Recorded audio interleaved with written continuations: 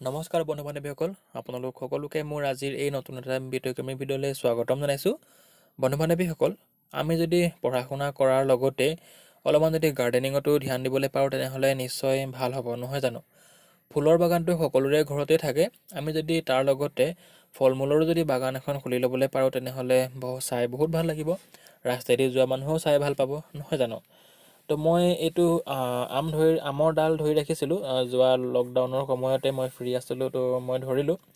এয়া দেখে যে তোমালোকে শিপা ওলাই আহিছে, পলিথিনটো ফাটি যাওঁ যেন হৈ গৈছেগৈ। তো কেনেধৰণে মই এই ডাল ধৰিছিলোঁ সেয়া যদি তোমালোকে জানিবলৈ বিচাৰিছা মোক তলত কমেণ্ট বক্সত কমেণ্ট কৰি জনাবা। মই তোমালোকক নেক্সট ভিডিঅ'টোত দেখাই দিম কেনেধৰণে মই ডাল ধৰিছিলোঁ।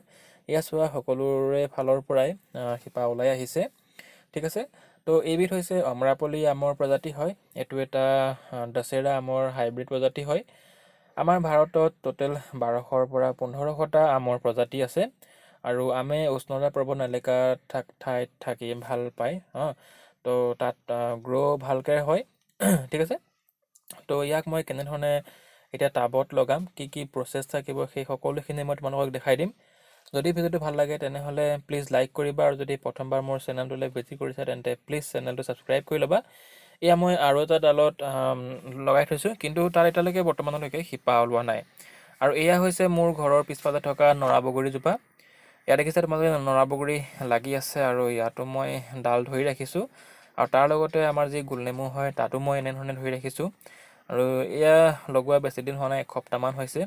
ওলাবলৈ 1 মাহমান সময় লাগিব শিপা ওলাবলৈ, ঠিক আছে। তো এয়া মই তোমালোকক দেখাই দিম কেনেধৰণে মই ডাল ধৰিবলৈ পৰা যায় আৰু তাত শিপা ওলাবলৈ পৰা যায়, ঠিক আছে।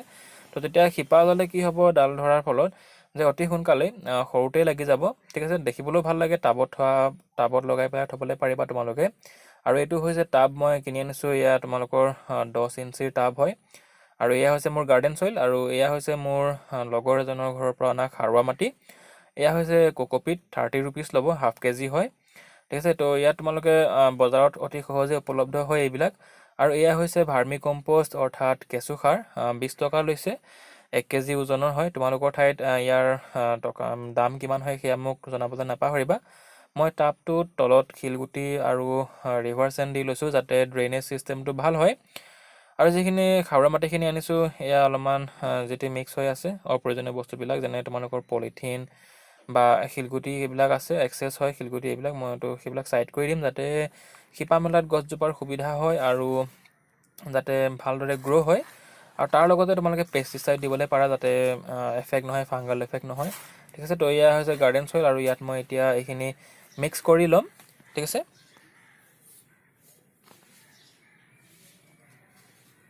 তোমালোকে যদি নাৰ্চাৰীৰ পৰা এনেধৰণে লেয়াৰিং কৰা বা গ্ৰাফটেড কৰা যদি আমৰ পুলি আনিবলৈ যোৱা, তো 500 টকাটো মিনিমাম ল'বই, তাতকৈতো অধিকেই ল'ব।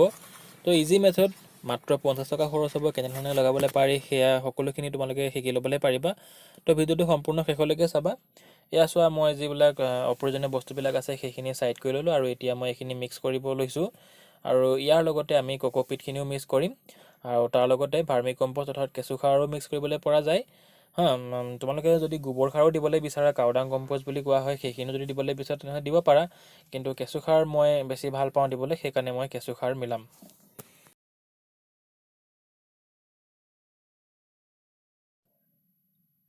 এতিয়া আমি ইয়াত কোকোপিট মিক্স কৰিম।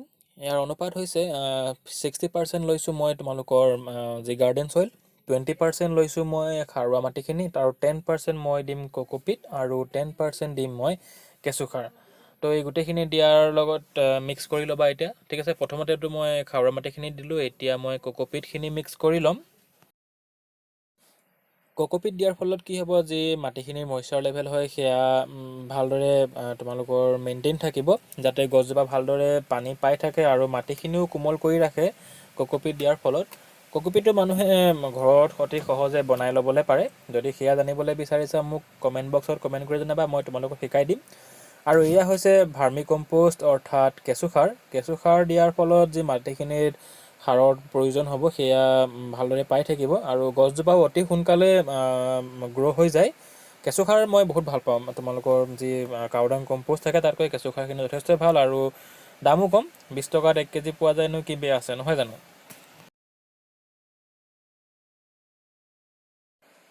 এইখিনি দিয়াৰ লগতে তোমালোকে কেতিয়াও নাপাহৰিবা যি মাটিৰ টাবটো থাকে সেয়া এটা ডাঙৰ ড্ৰেইনেজ হোল কৰিবা, ঠিক আছে, যাতে পানীখিনি যি এক্সেছ পানী হয় সেয়া জমা হৈ নাথাকে। যদি জমা হৈ থাকে তেনেহ'লে গছজোপাৰ মৰি যাব। তো ড্ৰেইনেজ হোল এটা ভালদৰে বনাই ল'বা আৰু তাৰ তলত যিমান পাৰা তোমালোকে শিলগুটি আৰু ৰিভাৰ চেণ্ড দি দিবা, যাতে যি পানীখিনি হয় সেয়া তলেদি সৰকি গুচি যায়। এয়া মই গোটেইখিনি মিক্স কৰি ল'লোঁ। আৰু এটা কথা, যি ভাৰ্মি কম্প'ষ্ট থাকে অৰ্থাৎ কেঁচু সাৰ, তাত যদি তোমালোকৰ কেঁচুডাল যদি কেনেবাকৈ পোৱা এয়া ছাইড কৰি দিবা, যাতে যি হয় টাবটোত নাথাকে। যদি গছজোপাৰ তলত থাকে তেনেহ'লে ইয়াৰ কাৰণে বেয়া হয়। আৰু ইয়াক সদায় নিজৰ যি গাৰ্ডেনজোপা থাকে, নিজৰ যি বাগান থাকে তাত পেলাই দিবা, যাতে তাত থাকিলে একো অসুবিধা নহয় আৰু তাত তোমালোকে সাৰ পাই থাকিব গছজোপাই। কিন্তু টাবত থাকিলে বেয়া, যি নাইট্ৰজেন থাকে সেয়া শুহি শেষ কৰি দিব আৰু গছজোপা ভালদৰে গ্ৰ' হোৱাত অসুবিধা হ'ব। আৰু মই ইয়াৰ দেখিছা ফিল আপ কৰি দিছোঁ। আৰু মাটিখিনি সম্পূৰ্ণ ফিল আপ কৰি যদি পাৰা মিনিমাম 2 দিন থ'বা, যাতে মাটিখিনি ভালদৰে বহি যায়। নহ'লে যদি লগালগ তুমি গছজোপা লগাই দিয়া তেনেহ'লে কি হ'ব, মাটিখিনি বহি বহি গৈ থাকিব আৰু শিপাডাল ভালদৰে ছেটিং হোৱাত অসুবিধা হ'ব, ঠিক আছে।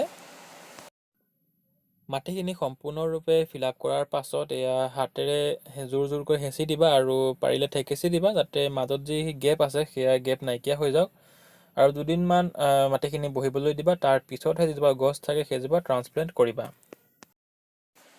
এয়া সম্পূৰ্ণৰূপে ফিল আপ হৈ গ'ল, ঠিক আছে। এতিয়া আমি গছজোপা ইয়াত লগাবলৈ পাৰিম।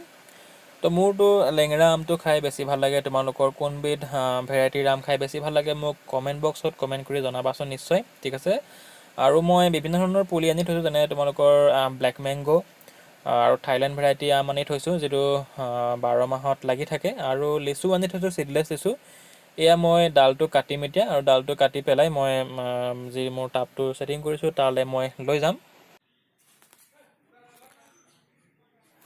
এয়া চোৱা, মই ডালটো কাটি আনিলোঁ আৰু ইয়াত যি পলিথিনে বান্ধি থোৱা আছে সেই পলিথিনটো আঁতৰাই পেলাই যি শিপা আছে সেই শিপাৰ সৈতে মই গছজোপা লগাই দিম। আৰু ইয়াত গছজোপাত অলপমান ফাংগিচাইড এফেক্ট হৈছে, এইখিনি মই পিছত দৰৱ দি মেলি ঠিক কৰিব লাগিব, নহ'লে গছজোপা ভালদৰে গ্ৰ' নহ'ব। ইয়াতে মই পলিথিনটোৰ ৰছীকেইডাল কাটিম।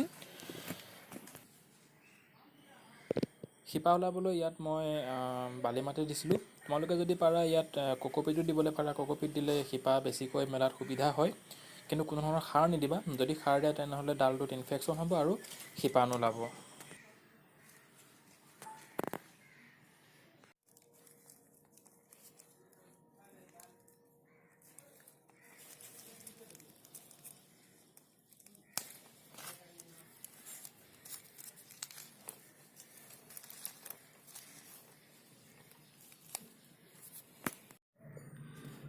এয়া তোমালোকে দেখিছা কিমান ধুনীয়াকৈ শিপা ওলাইছে। অলপ কম হৈছে কাৰণ মই যেতিয়া পেকিং দিছিলোঁ পলিথিনটোৰ কভাৰটো তেতিয়া মানে অলপমান ঢিলা হ'ল, যাৰ ফলত পোক খাই গ'ল আৰু পোকে শিপাখিনি নষ্ট কৰিলে। বাৰু যি নহওক এয়া যথেষ্ট হয় গ্ৰ' হ'বলৈ। মই এতিয়া ডালখিনি অলপমান কাটি দিম আৰু পাতখিনি অকণমান কাটি দিম, যাতে খাদ্যৰ অভাৱ নহয়। তো ভালকৈ গ্ৰ' হ'বলৈ 10 পৰা 15 দিন আৰু লাগিব। চ' আজিলৈ ইমানেই। যদি ভিডিঅ'টো ভাল লাগিলে তেনেহ'লে প্লিজ লাইক কৰিবা, আৰু যদি কিবা ছাজেশ্যন থাকে কমেণ্ট কৰিবা। আৰু কেনেধৰণে মই সেই ডালটো ধৰিছিলোঁ সেয়া যদি জানিবলৈ বিচাৰিছা তেনেহ'লে প্লিজ কমেণ্ট বক্সত কমেণ্ট কৰি জনাবা।